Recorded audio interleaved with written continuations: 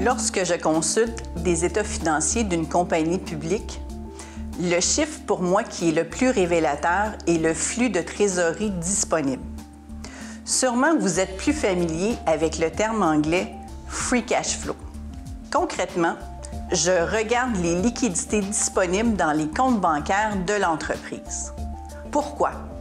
Parce que c'est la meilleure façon d'avoir le vrai portrait du rendement de l'entreprise. Le flux de trésorerie disponible ou le free cash flow est le montant d'argent disponible après que la société a payé toutes ses dépenses courantes et ses dépenses en capital.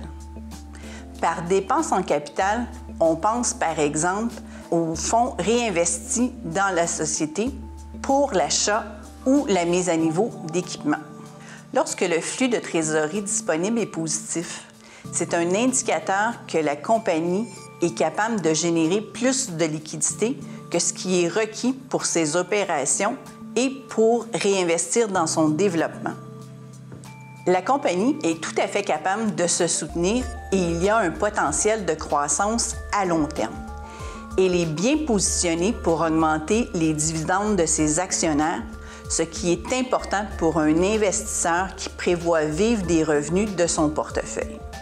L'entreprise est donc en mesure d'effectuer des acquisitions stratégiques au moment opportun, d'attirer les meilleurs talents en offrant une enveloppe salariale exceptionnelle, de racheter ses actions et de passer à travers des conditions économiques défavorables sans s'endetter. Un flux de trésorerie disponible négatif signifie qu'une compagnie n'est pas en mesure de générer suffisamment de liquidités pour soutenir l'entreprise. Ce type d'entreprise est plus fragile lorsque les conditions économiques se dégradent. Très peu de gens regardent le montant de flux de trésorerie disponible par rapport à la capitalisation de l'entreprise. Le terme utilisé pour ce ratio est le rendement du flux de trésorerie disponible. Selon moi, c'est un meilleur indicateur que le ratio cours-bénéfice.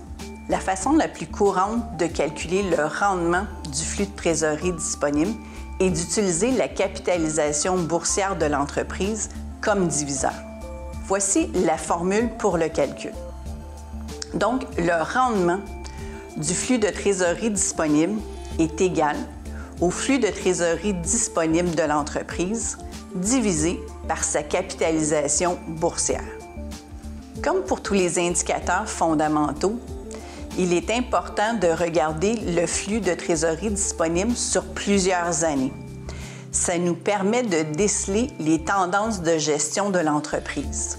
Si vous remarquez un écart important, il est important d'aller lire les états financiers de cette année. Si la variation provient d'une acquisition stratégique, c'est positif pour la croissance de l'entreprise et c'est pas inquiétant. Par contre, si la variation est liée à une explosion des coûts opérationnels, il faudra faire un suivi serré pour évaluer si nous avons un problème à court terme ou s'il s'agit d'une tendance à long terme. Vous désirez sûrement un portefeuille d'actions axé sur la croissance à long terme.